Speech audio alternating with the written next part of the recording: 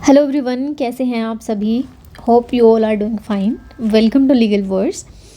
आज जो है हम बात करेंगे मेंस्ट्रुआ के बारे में। ठीक है, हम क्या पढ़ रहे थे, एलिमेंट्स ऑफ क्राइम के बारे में। कल हमने इसका शुरुआत कर दी थी कि एलिमेंट्स ऑफ क्राइम में क्या क्या आएंगे। तो मैंने आपको बताया था कि एक तो ह्यूमन बीइंग होना चाहिए। ठीक है, ह्यूमन बीइंग में हमने पर्सन भी इंक्लूड कर दिया। एक सेकेंड, पर्सन। ठीक है, तो पर्सन जो है हमने ह्यूमन बीइंग के पर्सपेक्टिव में पढ़ लिया है, लेकिन इसकी जो डेफिनेशन है आगे और ब्रॉड है ना। तब जब हम बेयर एक्ट पढ़ेंगे तो उसके बारे में फिर से डिस्कशन करेंगे, यानी कि ह्यूमन बीइंग और पर्सन के बारे में डिस्कशन दोबारा होगी जब हम बीएनएस पढ़ेंगे। ठीक है, अभी सिर्फ हम क्या पढ़ रहे हैं, थियोरेटिकल पार्ट पढ़ रहे हैं, बेसिक्स पढ़ रहे हैं। सेकेंड जो था एलिमेंट, मैंने बताया था आपको मेंस्ट्रुआ, जिसका हम आज पढ़ेंगे जिसको। ठीक है, थर्ड था actus reus and the fourth one was injury. तो आज तो मेंस्ट्रुआ ही होगा। ठीक है, अगर टाइम बचता है तो हम एक्टस रियस भी कंप्लीट कर देंगे, और फिर इंजरी तो ज़्यादा बड़ा है नहीं, इंजरी छोटा ही है, तो ये भी कंप्लीट कर देंगे। तो देखते हैं कब तक कंप्लीट होता है। शुरू करते हैं। तो ह्यूमन बीइंग आपका हो गया है, अब हम बात करेंगे मेंस्ट्रुआ के बारे में। तो मेंस्ट्रुआ क्या होता है? मेंस्ट्रुआ बेसिकली एक ऐसा स्टेट ऑफ माइंड है, state of mind which is prohibited by law. ठीक है, ऐसा कोई भी state of mind which is prohibited by law is mens rea. Mens rea basically एक लैटिन टर्म है जिसका मतलब है a guilty mind. Guilty mind मतलब कि यू आर डूइंग समथिंग और you have the intention to do that act. क्या सिर्फ गिल्टी इंटेंशन या गिल्टी माइंड की हम बात कर रहे हैं, तो क्या सिर्फ इसमें इंटेंशन आएगी? चलो नॉलेज भी हम डाल लेते हैं कि हाँ बस इंटेंशन और नॉलेज नहीं, उसमें और भी चीज़ें आएंगी, राइट। उसके बारे में हम आगे देखेंगे कि वॉलंटरली है कोई वर्ड अगर यूज़ हो रहा है, विलफुली यूज़ हो रहा है, नेग्लिजेंटली यूज़ हो रहा है। मतलब इंटेंशन का विलफुल समझ आता है, वॉलंटरली भी समझ आता है, इलविल क्यों इसमें डाला गया है ना, या फिर नेग्लिजेंटली क्यों डाला गया है इसमें। इलविल तो चलो फिर भी ठीक है, नेग्लिजेंटली क्यों डाला गया है, बाकी डिसऑनेस्टली है, फ्रॉडुलेंटली है, तो ये सारी चीज़ें हम आगे देखेंगे। तो शुरू करते हैं। अच्छा, हम आज के क्लास में या आज के लेक्चर में क्या क्या देखेंगे कि मेंस्ट्रुआ का मतलब क्या होता है, what is the meaning of mens rea. उसके अलावा इसका ओरिजिन एंड डेवलपमेंट, इंग्लैंड से ये शुरू होकर किस तरीके से इंडिया में डेवलप किया है ना, क्योंकि इनिशियली तो ये इंग्लैंड में भी नहीं यूज़ होता था मेंस्ट्रुआ वर्ड। उसके बाद हम देखेंगे कि इंडियन कॉन्टेक्स्ट में इसकी डेवलपमेंट किस तरीके से हुई। उसके अलावा इसके जो इम्पोर्टेंट मैगजीन्स हैं वो देखेंगे। उसके बाद हम देखेंगे landmark judgment related to this topic. ठीक है, तो यानी कि अगर ये सारे जजमेंट्स आपको पता है तो you will be able to write your mains answer. Next है हमारा is mens rea always required to constitute is. ठीक है, टू कॉन्स्टिट्यूट अ क्राइम। तो ये कह रहे हैं कि क्या हमेशा मेंस्ट्रुआ का होना ज़रूरी है किसी भी क्राइम के होने में, क्योंकि जब हम कोई भी ऑफेंस की डेफिनेशन को पढ़ते हैं तो उसमें हमेशा कुछ ना कुछ ऐसा वर्ड या ऐसा हिंट दे रखा होगा जिससे पता चलेगा कि इसमें मेंस्ट्रुआ है या नहीं। जैसे if I am doing something with certain knowledge, with this intention, या फिर मैं डिसऑनेस्टली कोई काम कर रही हूँ, फ्रॉडुलेंटली कोई काम कर रही हूँ, यानी कि ये वर्ड्स जो हैं यही हमें हिंट देते हैं कि मेंस्ट्रुआ है या नहीं है। ठीक है, नेक्स्ट है हमारा, ये क्वेश्चन थोड़ा इम्पोर्टेंट है। ये मेरे माइंड में आया था तो मुझे लगा कि ये लिखना भी चाहिए, मतलब it can be a potential question for upcoming exams. क्या है, can absence of mens rea be the justification for mistake of law, if not why, and state the exception if any. अगर इसका भी कोई एक्सेप्शन है। इस क्वेश्चन का ये मतलब है कि मैंने कहा है कि कोई भी ऑफेंस अगर होता है तो उसमें मेंस्ट्रुआ होना का ज़रूरी है। ठीक है, अगर मेंस्ट्रुआ नहीं है तो हम क्या कहेंगे, ये ऑफेंस ही नहीं है। ठीक है, तो जब हम मिस्टेक ऑफ लॉ की बात करते हैं तो मिस्टेक ऑफ लॉ क्या है, एक्सक्यूजेबल नहीं है ना। इसकी भी हम डिस्कशन करेंगे जिसको मिस्टेक ऑफ लॉ का नहीं पता है, तो जिनको पता है उनके लिए बोल रही हूँ। तो क्या यहाँ पे मेंस्ट्रुआ नहीं होने के बावजूद भी हम किसी को दोषी ठहरा सकते हैं? हम कह सकते हैं कि you have done something wrong, है ना। तो क्या ऐसा हो सकता है, या ये अपने आप में एक्सक्यूज़ है?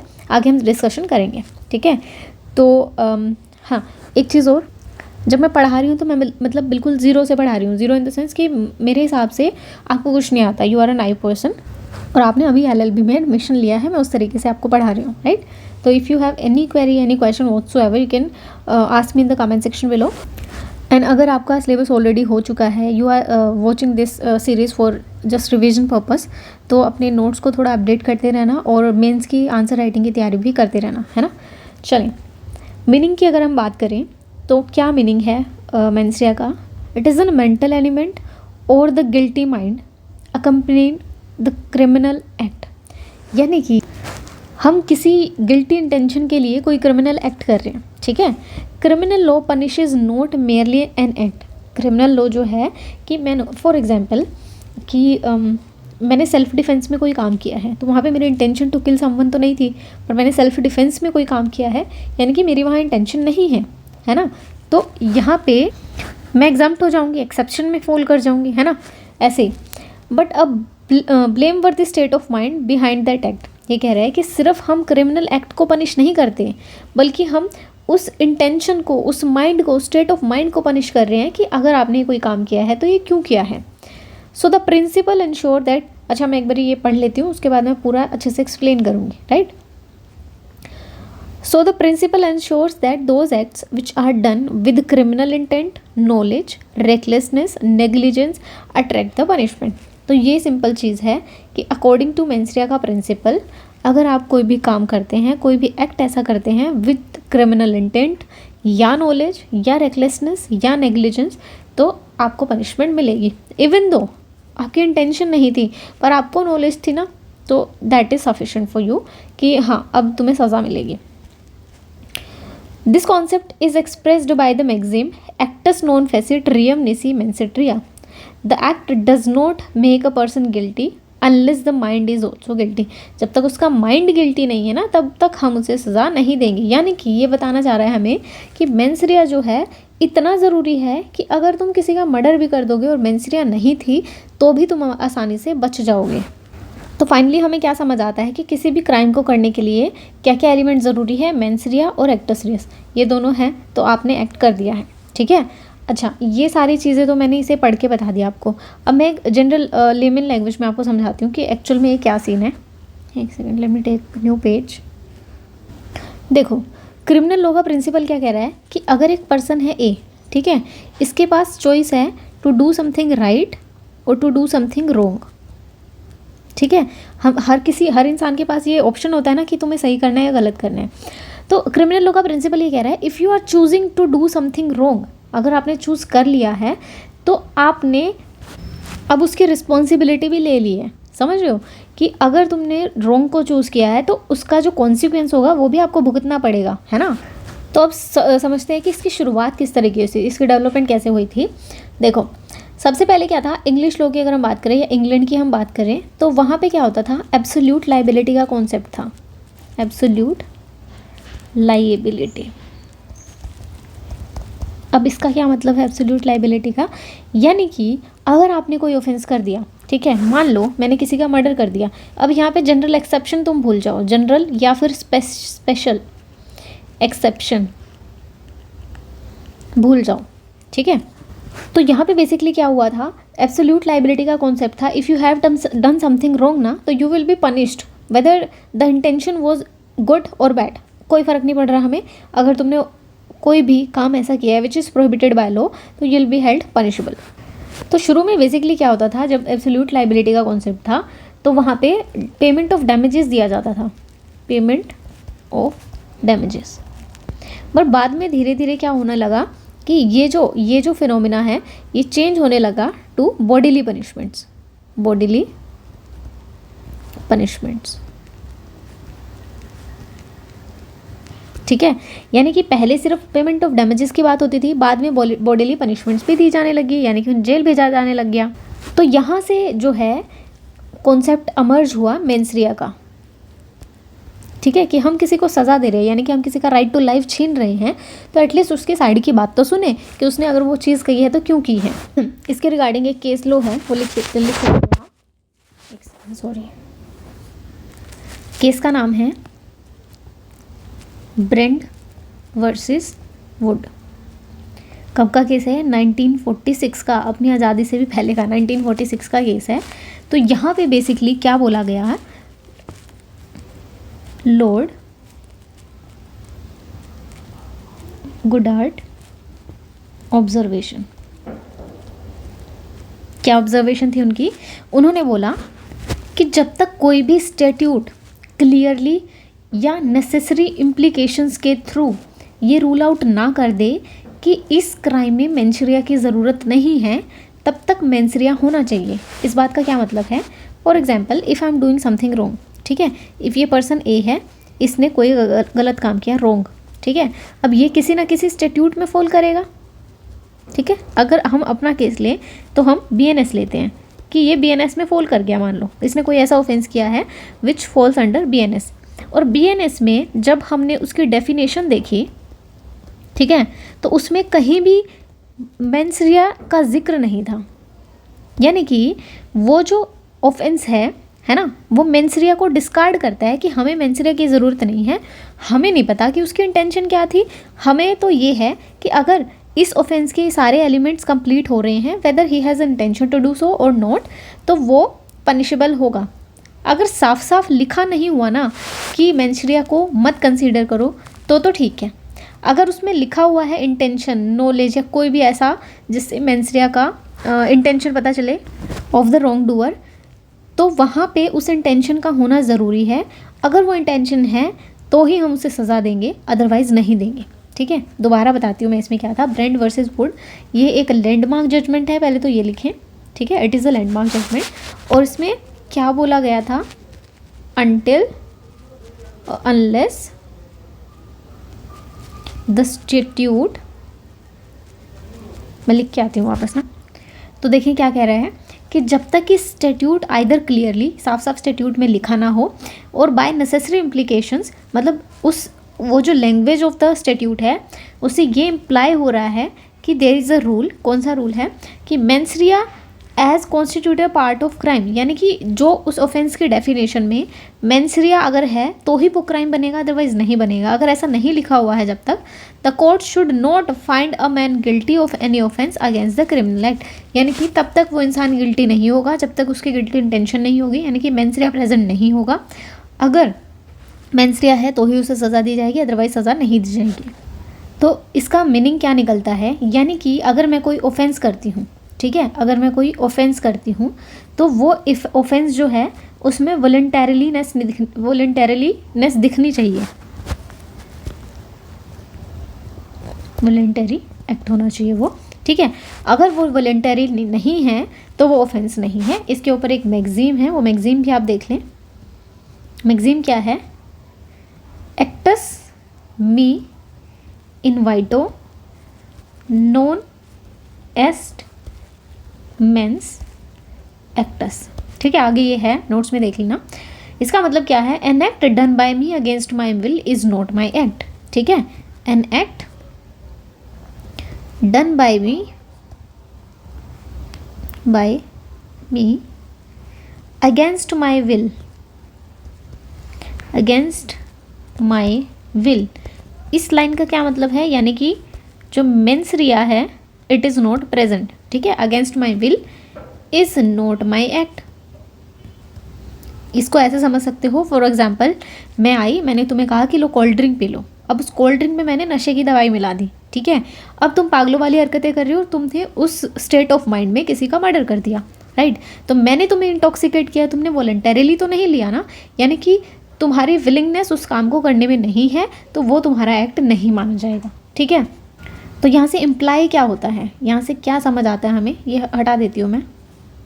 इससे हमें ये समझ आता है कि जब भी तुम कोई एक्ट कर रहे हो विच इज़ एन ऑफेंस, ठीक है, तो उसे ऑफेंस हम तभी मानेंगे जब तुम्हें उस ऑफेंस के एलिमेंट्स का पता होगा, ठीक है। हम कब किसी ऑफेंस को ऑफेंस मानते हैं? हम BNS में जाते हैं, BNS के उस सेक्शन पे हम जाते हैं, उस सेक्शन में हम एलिमेंट्स पढ़ते हैं, ठीक है। अगर एलिमेंट्स मैच कर जाते हैं ऑफेंस के साथ तो हम कहते हैं कि हाँ दिस इज़ अ ऑफेंस। अगर वो एलिमेंट्स मैच नहीं करते तो हम क्या कहते हैं? ये ऑफेंस ही नहीं है, ठीक है। तो यानी कि किसी भी ऑफेंस को करने से पहले उस इंसान को उसके एलिमेंट्स के बारे में पता होना चाहिए, ठीक है। अब यहाँ से एक कॉन्सेप्ट निकलता है, कॉन्सेप्ट ऑफ फोर्सिएबिलिटी,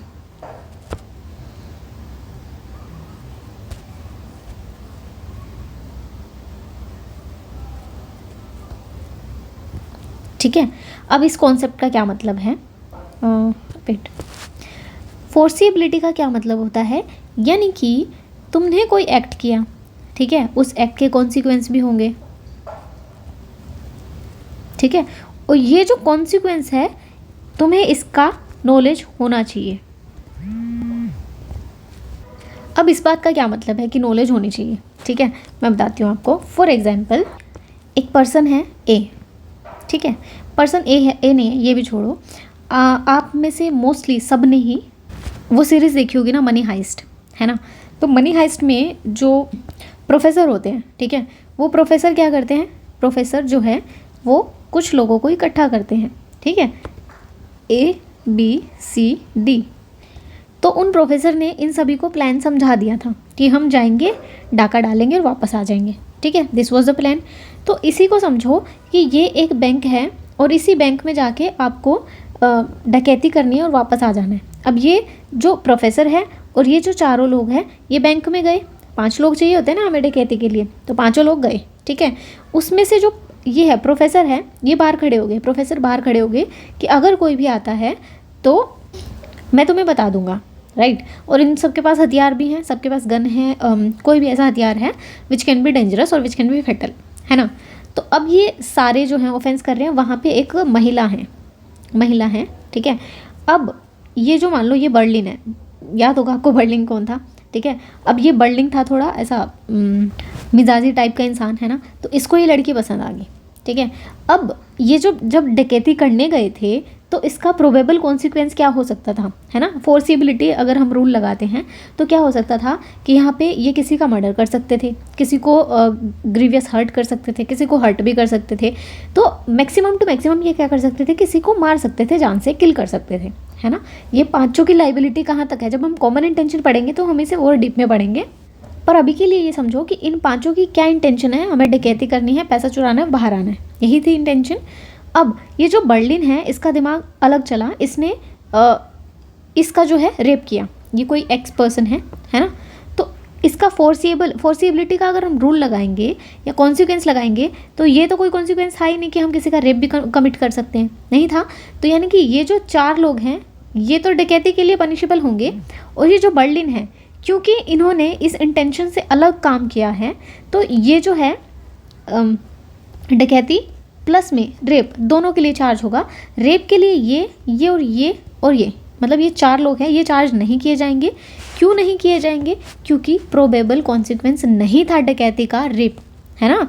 यानी कि फोर्सिबिलिटी का रूल भी अगर हम लगाएंगे तो भी ये कॉन्सिक्वेंस नहीं था। अभी हम कॉमन इंटेंशन पे ज़्यादा नहीं जाएंगे, सिर्फ मैं आपको मेंस रिया का कॉन्सेप्ट यहाँ पे बता रही हूँ। अलग एग्जाम्पल लेके हम चल सकते हैं। फॉर एग्जाम्पल मैंने किसी को ना चांटा बजा दिया अच्छे से मुंह के ऊपर, है ना। अब मुझे नहीं पता था कि उसके मुंह में कोई ऐसी बीमारी है कि मेरे चांटा बजाने से ही उसको ब्लीडिंग शुरू हो जाएगी और उसकी डेथ भी कॉज हो सकती है, मुझे नहीं पता था। तो फोर्सिबिलिटी का अगर हम रूल भी लगाएंगे तो ज़्यादा से ज़्यादा अगर मैंने उसको चांटा मार भी दिया था तो उसको क्या हो सकता था कि उसको हर्ट हो सकता था। अगर हद भी मार लेंगे तो ग्रीवियस हर्ट हो सकता, इससे ज़्यादा तो नहीं हो सकता था। अब उसका मर्डर अगर हो गया तो फोर्सिबिलिटी का रूल ये कहता है कि मैं कॉन्सिक्वेंस को क्या समझ सकते थे कि इसको हर्ट होगा, है ना, और उस कॉन्सिक्वेंस के हिसाब से ही सज़ा दी जाएगी, ना कि फोर्सिबिलिटी के हिसाब से सज़ा दी जाएगी, ना कि what was the ultimate consequence, ठीक है। आगे डिटेल में फिर पढ़ेंगे इसके बारे में हम। अब ओरिजिन देखते हैं एक बारी। मैंने आपको बताया है कि इंग्लिश लॉ में शुरू में क्या था, कॉमन लॉ में स्ट्रिक्ट लाइबिलिटी या एब्सोल्यूट लाइबिलिटी का प्रावधान था, यानी कि आपकी इंटेंशन मैटर नहीं करती। If you have done something wrong तो you will be held punishable. बाद में क्या हुआ, जैसे जैसे बॉडली पनिशमेंट का कॉन्सेप्ट आया तो वहाँ पे ही हमने इंटेंशन को तवज्जो देनी शुरू कर दी, यानी कि हाँ intention will be consider before punishing a person, right. ऐसा क्यों हुआ, क्योंकि ये लाइन इंपॉर्टेंट है, आप लिख सकते हैं एग्जाम के लिए। पनिशिंग विदाउट एग्जामिनिंग इंटेंशन, जब तक हमें इंटेंशन नहीं पता होगी और हमने किसी को पनिश कर दिया तो वो एक इनजस्टिस होगा, ठीक है। This led to recognition of the principle actus non facit reum nisi mens sit rea, ये मैंने आपको बता दिया पहले। मीनिंग क्या है, the act doesn't make a person guilty unless the mind is also guilty, सही है। नेक्स्ट है influence on the Indian criminal system, यानी कि इंडियन क्रिमिनल लॉ पे इसका क्या इफेक्ट पड़ा है। जब हमने बात की थी लॉर्ड मैकले ने जो है आईपीसी ड्राफ्ट किया था, तो आईपीसी वाज ड्राफ्टेड इन 1860, हमें पता है, by Lord Macaulay, deeply influenced by English common law principle. However instead of using the Latin expression, उन्होंने मेंसरिया कहीं भी यूज़ नहीं किया आईपीसी में, ठीक है। और अब बीएनएस भी, मतलब बीएनएस में भी मोस्टली सारी चीज़ें आईपीसी से ली है ना। तो आईपीसी में या पीएनएस में कहीं भी मेंस्ट्रिया वर्ड यूज़ नहीं किया, but instead they have used certain mental states, जैसे इंटेंशनली, है ना, knowingly, fraudulently, dishonestly, voluntarily, rashly या नेग्लिजेंटली। अगर हम इन सारों की बात करें तो यहाँ पे एक चीज़ हमें समझ आती है कि यहाँ पे विलिंगनेस है to do something wrong, willingness, ठीक है, कि हमने जानबूझ के कोई काम किया है। This ensures that mens rea was incorporated directly into the statutory definition of offence. तो इसका मतलब ये क्या है कि भले ही मैंने मेंस्ट्रिया वर्ड यूज़ नहीं किया, लेकिन इंटेंशन को मैंने हर एक स्टैट्यूटरी डेफिनेशन में इंक्लूड किया है। अगर कहीं पे मेंशन नहीं है, इंक्लूड नहीं है, यानी कि लेजिस्लेचर की इंटेंशन नहीं थी, वहाँ पे स्ट्रिक्ट लाइबिलिटी का प्रावधान ही होगा। जैसे कि सोशो इकोनॉमिक जो ऑफेंसेस होते हैं, है ना, फूड अडल्ट्रेशन से रिलेटेड जो ऑफेंसेस होते हैं, ऑफेंसेस अगेंस्ट स्टेट होते हैं, तो यहाँ पे जनरली क्या होता है कि स्ट्रिक्ट लाइबिलिटी ही है, मेंस्ट्रिया को दिखाने की ज़रूरत नहीं है। अब इससे ना एक चीज़ समझ आती है कि ऐसा कोई हो सकता है कि हम कोई काम करें और हमारी कोई भी मेंटल स्टेट ही ना हो उस काम को करते टाइम। मतलब इस बात का ये मतलब हुआ कि मेंस्ट्रिया प्रेजेंट ना होने का मतलब क्या होगा कि हमारे उस टाइम पे कोई मेंटल स्टेट ही नहीं थी। यानी कि ऐसा तो नहीं हो सकता ना कि हमें हमारे दिमाग में कुछ चल ही नहीं रहा हो, हमने कोई ऑफेंस कर दिया हो। तो स्ट्रिक्ट लाइबिलिटी का ऑफेंस किस तरीके से होगा, मतलब स्ट्रिक्ट लाइबिलिटी हम कैसे कह सकते हैं, हम कैसे कह सकते हैं कि मेंस्ट्रिया था ही नहीं। तो इस कॉन्सेप्ट को भी आगे समझेंगे, थोड़ा वेट करें, ठीक है। अच्छा, एक क्वेश्चन और जनरली पूछा जाता है कि जो मेंस्ट्रिया है, क्या अकेला मेंस्ट्रिया इनफ है टू कॉन्स्टिट्यूट एन ऑफेंस? तो आंसर है नहीं। फॉर एग्जाम्पल, मैंने अपने दिमाग में सोचा कि भाई इस बंदे ने तो हद मचा दी है, अति मचा दी है, मेरा जीना हराम कर दिया है, इसको तो मैं जान से मार दूंगी, ठीक है। तो ये सारी चीज़ें मैंने दिमाग में सोच ली। अब ये मैंने दिमाग में सोच ली, क्या ये इनफ होगा किसी भी क्राइम को कॉन्स्टिट्यूट करने के लिए? यानी कि हम उसे ऑफेंस मान लेंगे कि मैंने दिमाग में वो सोच लिया। इवन प्रिपरेशन तक भी हम जो है उसे ऑफेंस नहीं कंसिडर करते, यानी कि सिर्फ स्टेट ऑफ माइंड का होना ज़रूरी नहीं है।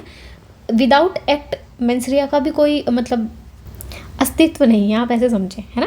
तो mens rea shall always be accompanied with actus reus, ठीक है। एक्टस सीरियस का हम अगली क्लास में डिस्कशन करेंगे।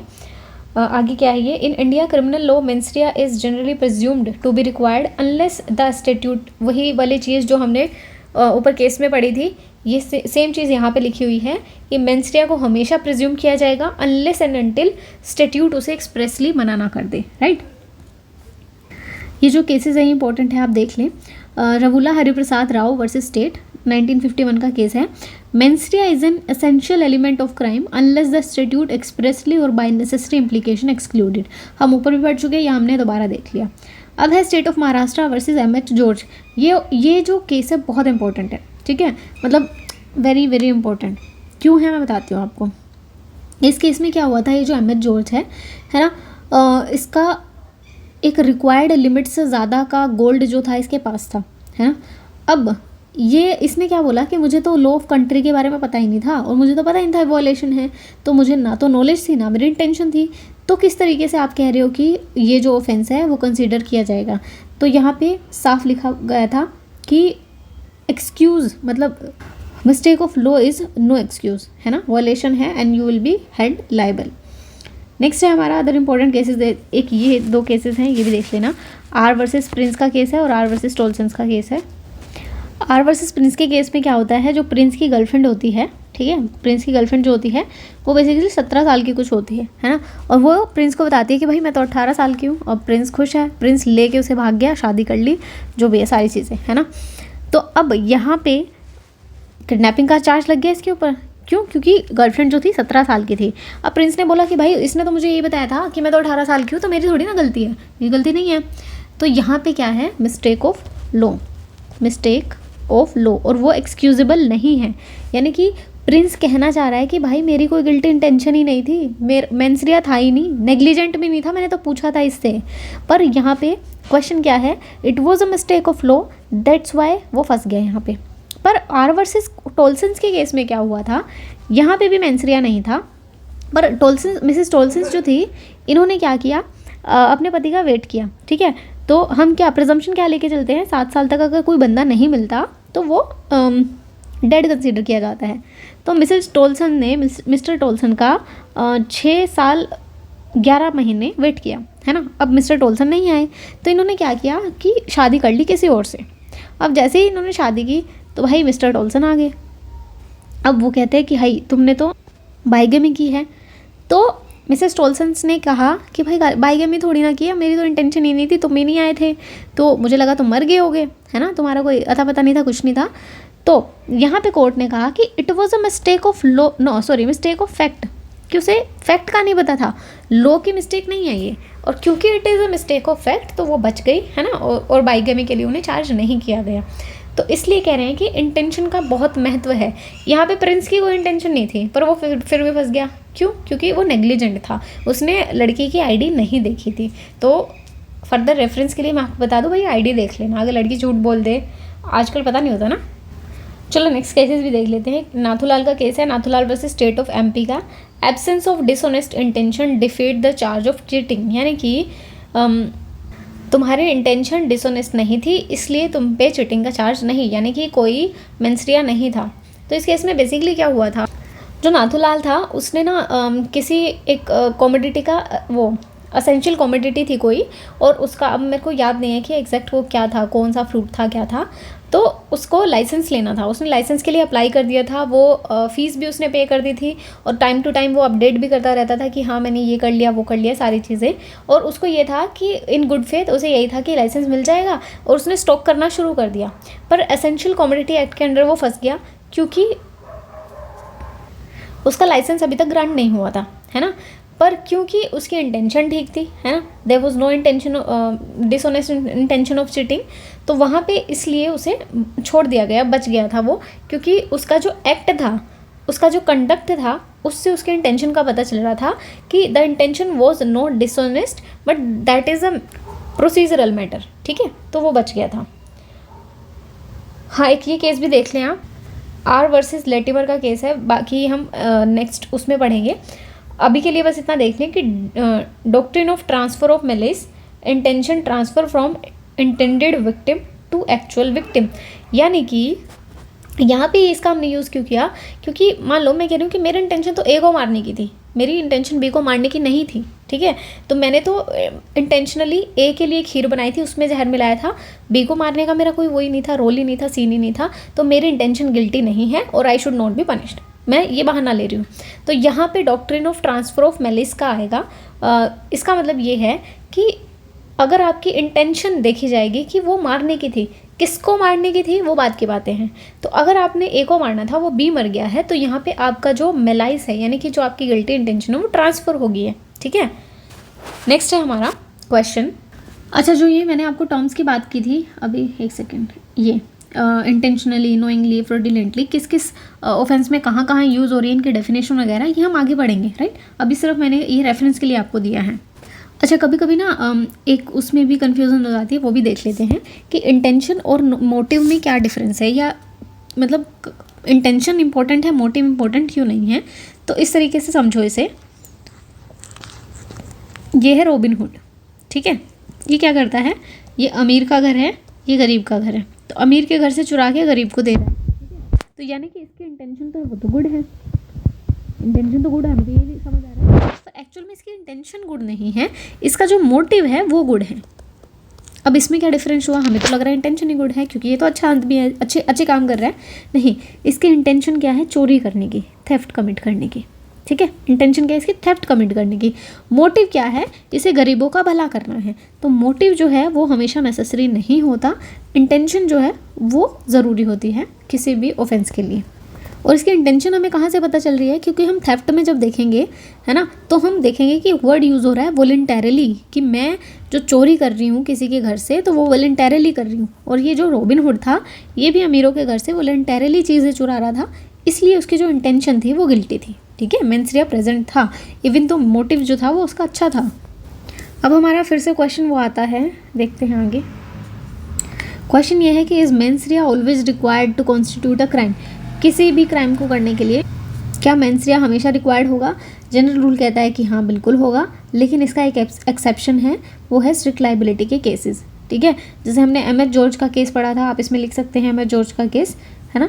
एक्सेप्शन देख लेते हैं, स्ट्रिक्ट लाइबिलिटी के केसेस में जो है मेंस्ट्रुआ की रिक्वायरमेंट नहीं होती है, एक्सप्लेनेशन की अगर हम बात करें स्ट्रिक्ट लाइबिलिटी ऑफेंसेस में proof of mens rea is not required. अब मैंने आपको बोला था ना कि क्या ऐसा कैसे हो सकता है कि किसी के दिमाग में कुछ चल ही नहीं रहा हो, तो इसका मतलब ये नहीं है कि मेंस्ट्रुआ की रिक्वायरमेंट नहीं है, यानी कि उसके माइंड में कुछ नहीं चलना चाहिए। इसका मतलब ये है कि उसकी इंटेंशन अच्छी थी, बुरी थी, नहीं थी कुछ हमें पता ही, हमें चाहिए ही नहीं, वो हमने उसके बारे में बातें नहीं करनी। हमें ये देखना है कि एक ऑफेंस है, ठीक है, और उसके सारे एलिमेंट्स जो हैं वो कंप्लीट हो रहे हैं, और अगर वो एलिमेंट्स कंप्लीट हो रहे हैं तो उसने ऑफेंस किया है, ठीक है। एग्जांपल देखते हैं, यही देखते हैं, फूड सेफ्टी लॉ देख लेते हैं। इसमें अगर मान लो मैं एक शॉपकीपर हूँ, ठीक है, ये मेरी शॉप है, मैं एक शॉपकीपर हूँ, और यहाँ पे मैं ना ये अमूल के पैकेट्स बेचती हूँ, यानी कि मैं मिल्क बेच रही हूँ यहाँ पे, ठीक है। अब ये जो मिल्क के पैकेट्स हैं वो ख़राब हो गए हैं, है ना, मैंने आज ही मंगवाए थे, मैंने डेट वेट सब चेक करी थी, लेकिन स्टिल वो जो पैकेट्स थे वो ख़राब थे, मतलब वो दूध जो था ख़राब था, लेकिन मैंने तो वो पैकेट्स बेच दिए। अब ये जो शॉपकीपर है, क्या इसकी इंटेंशन है कि वो गलत दूध बेचे? नहीं है। क्या इसकी इंटेंशन है कि लोग बीमार हो जाएं? नहीं है। क्या इसकी कोई ऐसी इंटेंशन है कि वो जानबूझ के ख़राब मिल्क बेच रहा है? नहीं है। पर फिर भी वो लाइबल होगा, because it is a matter of public safety. क्योंकि अब ये भी नहीं कह सकते ये नेग्लिजेंट था, क्योंकि इसने दूध के पैकेट पे देखा था डेट तो आज की थी, तो नेग्लिजेंट भी नहीं था, सारी चीज़ें फुलफिल हो रही थी, लेकिन still he is liable because this is a matter of public policy और पब्लिक सिक्योरिटी या सेफ्टी, और ये जो है फॉल करता है अंडर स्ट्रिक्ट लाइबिलिटी लॉ, और इसलिए वो लाइबल होगा, ठीक है। अब मेंस्ट्रुआ, हाँ ये हमने पढ़ लिया। अच्छा, इस टाइप के जो स्ट्रिक्ट लाइबिलिटी के केसेस हैं, इसमें हमें दो चीज़ प्रूव करनी होती है कि आपने प्रोहिबिटेड एक्ट किया है, यानी कि ये जो मिल्क का पैकेट था ये ख़राब था और आपने इसे बेचा है, और वायलेशन ऑफ स्टैट्यूट, और स्टैट्यूट में लिखा हुआ है कि अगर आप ऐसी अडल्ट्रेटेड चीज़ें बेचते हो तो यू विल बी पनिश्ड। आपके इंटेंशन से हमें कोई मतलब नहीं है, यानी कि मेंस्ट्रुआ जो है, जब मैं इंटेंशन बोल रही हूँ ना, तो इसमें सब चीज़ें आ रही है, वॉलंटरीनेस भी आ रही है, विलिंगनेस भी आ रही है, नॉलेज भी आ रही है, व्हाट्सोएवर जो भी मेंस्ट्रुआ में फॉल कर रहे हैं सब आ रहे हैं, ठीक है। अभी क्या है, हाँ यहाँ पे क्या है, मेंटल एलिमेंट इररेलेवेंट है, ऐसा नहीं कह रहे कि वो मेंटल एलिमेंट एग्जिस्ट ही नहीं करना चाहिए, उसकी रेलेवेंसी नहीं है बस, ठीक है। एग्जांपल आप देख लेते हैं, ड्रग्स एंड कॉस्मेटिक्स एक्ट है, कस्टम एक्ट है, एनवायरमेंटल प्रोटेक्शन एक्ट है, मोटर व्हीकल एक्ट है, ये सारे ऐसे हैं जो इसमें फॉल करेंगे। मोटर व्हीकल का एग्जांपल देख लेते हैं। कभी कभी ऐसा नहीं होता कि हम घर से निकले हैं और पुलिस ने पकड़ लिया कि भाई तुम्हारा हेलमेट कहाँ है ना, कि फिर हम कहते हैं कि हमें तो बस 2 ही मिनट का काम था, हम तो अभी चले जाएंगे।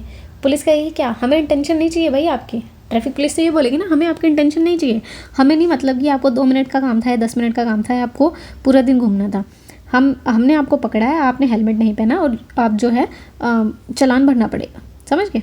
चले, अहमद जोश का केस मैंने आपको बता दिया है ना, वो एक्साइज एक्ट के अंडर जो है वो फॉल करेगा, बिकॉज वो एक लिमिट से ज़्यादा का गोल्ड जो अपने साथ लेकर आया था, राइट। अब नेक्स्ट क्वेश्चन है, why mens rea is excluded in strict liability, क्या ज़रूरत आन पड़ी थी, क्यों एक्सक्लूड किया, तो ये हमने देख लिया है, पब्लिक सेफ्टी का मैटर है, public safety is more important than the personal intention, ठीक है, इसलिए स्ट्रिक्ट लाइबिलिटी के केसेस में मेंस्ट्रुआ को एक्सक्लूड कर दिया गया है। नेक्स्ट है, लो वॉन्ट एब्सोल्यूट डेटरेंस, इन केसेस में एब्सोल्यूट डेटरेंस की ज़रूरत है, मतलब इतना खौफ होना चाहिए कि लोग ये करने के बारे में सोचे ही ना। नेक्स्ट है, activities are inherently risky and must be control strictly, यानी कि जैसे दूध का पैकेट था, सब लोग खा रहे हैं, बच्चे पी रहे हैं, तो यानी कि बहुत रिस्की है ये चीज़। ड्रग्स है, कॉस्मेटिक्स है ना, कस्टम एक्ट्स है, एनवायरमेंटल प्रोटेक्शन है, मोटर व्हीकल है, ये इतने मतलब स्ट्रिक्ट लॉ होने चाहिए इन पे, क्योंकि ये बहुत ही रिस्की काम है।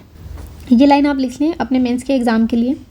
इन the case of strict liability mens rea exist psychologically but it's ignored legally, यानी कि होगा तो मेंस्ट्रुआ तो प्रेजेंट होगा, लेकिन उसकी रेलेवेंसी नहीं होगी, इग्नोर कर दिया जाएगा उसे legally. Meaning thereby does not deny the existence of mental state, ये नहीं कह रहा कि मेंटल स्टेट होगी या नहीं होगी, ये कह रहा है कि it is irrelevant for the proof of the guilt, ठीक है। अब absence of mens rea and the mistake of law, ये हमने बात कर ली है कि mistake of law is not an mens rea जो है, एब्सेंस ऑफ मेंस्ट्रुआ वो मिस्टेक ऑफ लॉ का एक्सक्यूज़ नहीं है। शायद ये ना रिकॉर्डिंग बंद हो गई थी, मुझे नहीं पता कहाँ से हुई थी, हम ये बस लास्ट का देख लेते हैं। Absence of mens rea and mistake of law, ये हम पहले भी देख चुके हैं कि अगर मिस्टेक ऑफ लॉ है ना, तो आप लाइबल होंगे, इवन दो आप ये कह दो कि मेंस्ट्रुआ तो प्रेजेंट ही नहीं था। फॉर एग्जांपल, हमारे इंडिया में मान लो पहले जो एडल्ट्री था, ठीक है, वो पनिशेबल था। अब कोई अमेरिका से आए, इंडिया में रहा, ठीक है, और उसने एडल्ट्री की, और वो कहते हैं कि हमारे यहाँ तो एडल्ट्री जो है ऑफेंस नहीं है ना, उस जब ऑफेंस था तब की बात कर रही हूँ मैं, राइट। तो वो कह रहा है कि हमारे यहाँ तो एडल्ट्री जो है ऑफेंस नहीं था, तो मुझे यहाँ का पता ही नहीं था। तो ये एक्सक्यूज़ नहीं है, ठीक है। भले ही आपकी इंटेंशन गिल्टी नहीं थी, भले ही मेंस्ट्रुआ प्रेजेंट नहीं था, आपको नॉलेज नहीं थी, है ना, कोई गिल्टी इंटेंशन नहीं थी, still you will be held liable because mistake of law is no excuse, is no excuse. और इसकी एक मैगजीम है, मैं लिख देती हूँ, इग्नोरेंस, अच्छा लिखा हुआ है यहाँ पे, इग्नोरेंशिया जूरिस नॉन एक्सक्यूजेड, ठीक है। तो मेरे हिसाब से मैंने पूरा मेंस्ट्रुआ जो है हर एक चीज़ उसकी कवर की है। बहुत इंपॉर्टेंट टॉपिक है, प्री के लिए भी मेंस के लिए भी, तो अच्छे से पढ़ना, एक बार पढ़ना और इसके नोट्स बना के रखना, पॉइंटर्स बना के रखना, ताकि एग्ज़ाम में आपको याद रहे, ठीक है। तो आज का बस इतना ही। कल की क्लास में हम एक्टा सीरियस, इंजरी और शायद हम फिर वो भी शुरू कर देंगे, ठीक है। ये छोटे छोटे टॉपिक हैं, और उसके बाद से हम IPC जो है, सॉरी BNS, साथ में IPC शुरू कर देंगे, ठीक है। तो all the best for your exam. Please do like, share, subscribe, and thank you so much for watching.